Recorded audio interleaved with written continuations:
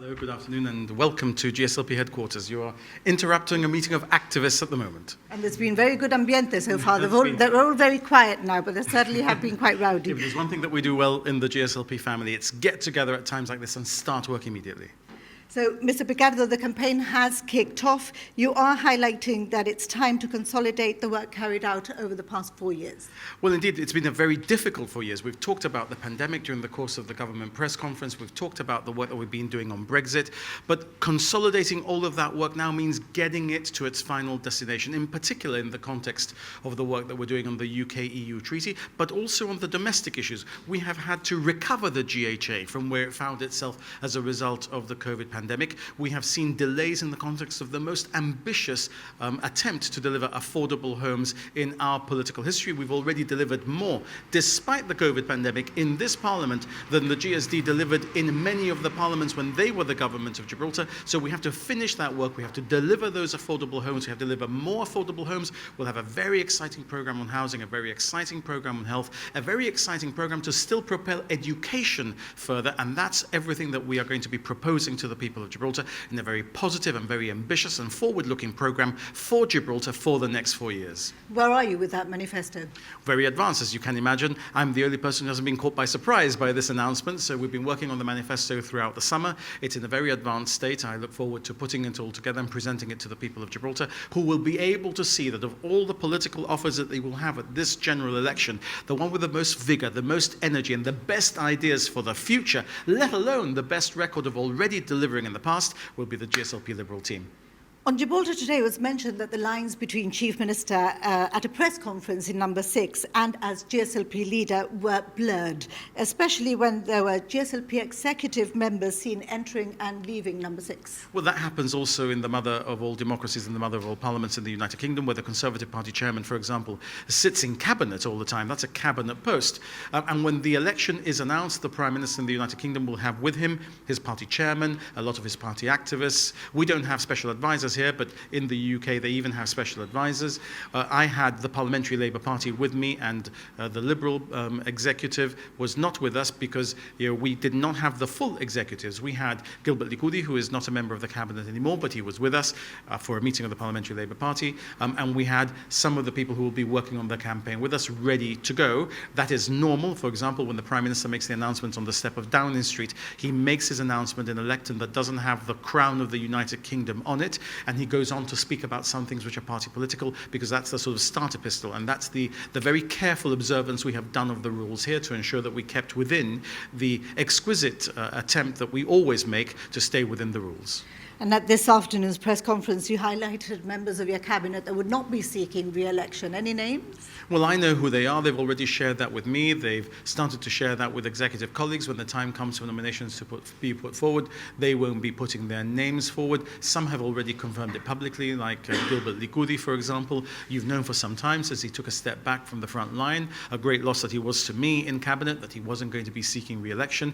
And so therefore we will be able to present new faces in the lineup, which will include, therefore, within the package that the GSLP offers people, continuity, experience, and change.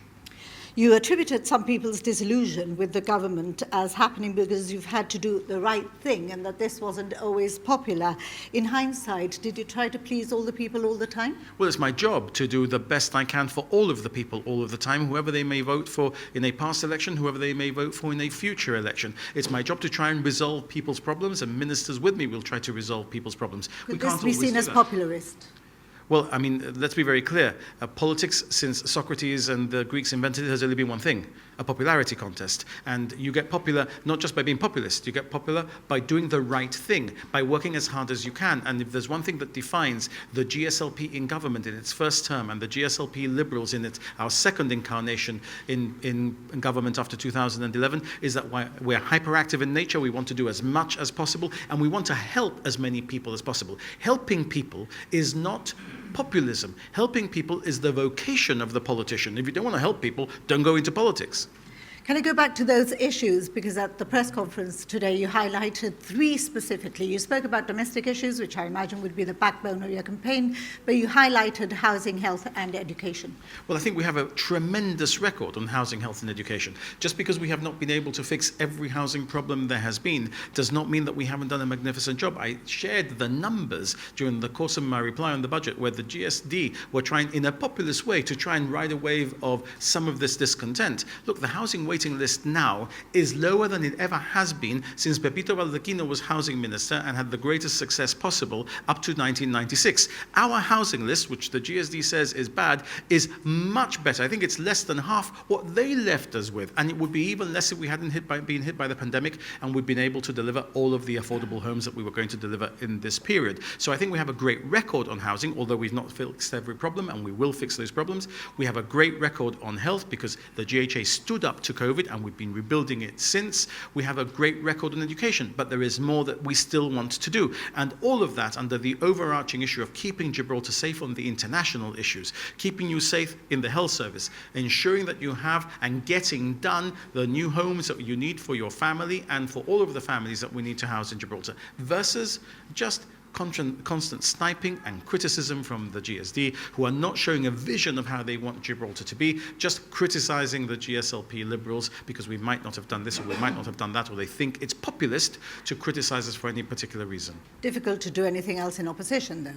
Well, you can show a different vision of what you think Gibraltar should be like at the same time as you take the government to task in a constructive way. I haven't felt that there's been much constructive opposition in Gibraltar, although the GSD keeps saying that they're going to be constructive. They then end up being as destructive as possible in the approach that they take to opposition, although I was very pleased with the press release that they issued last week, where they confirmed that they would not have invested in education as we have. They would not have invested in these 3 new schools, making very clear the choice facing people at this general election. It's austerity with them or continued investment with us. Chief Minister, if I can end with just one statement that you yourself have released tonight about the timing of the election and the McGrail inquiry. Well, look, the McGrail inquiry has nothing to do with the timing of this election. I decided the timing of this election when I was told the dates when Hassan Centenary Terrace's phase 1 would be completed and when I was certain that the 3 new schools would be ready. I knew that I wanted to open 3 new schools before I went to a general election to show I was keeping my promise to build them in this lifetime of this parliament. I knew that I wanted to start the delivery of affordable homes, 380 flats becoming available in August in the first week of September, and I knew that I did not want to address the people of Gibraltar as Chief Minister, as Caretaker Chief Minister on the 10th of September. I wanted to address them as Chief Minister. And I also knew, as anybody should have worked out, that I didn't want to go beyond the 17th of October because it's not my style to go beyond that date. I'm a little bit superstitious, and chief ministers who have gone beyond the 4-year date have gone on to lose elections. I'm making sure I'm staying south of that date. I'm before my 4-year limit. It was obvious. It was the 12th of October. In fact, you and I had a conversation about it, and you almost got it right. Mr. Picardo, I think we're going to let the meeting get back to its the normal noise that it had before. So here we are at the GSLP headquarters. This is what we had before.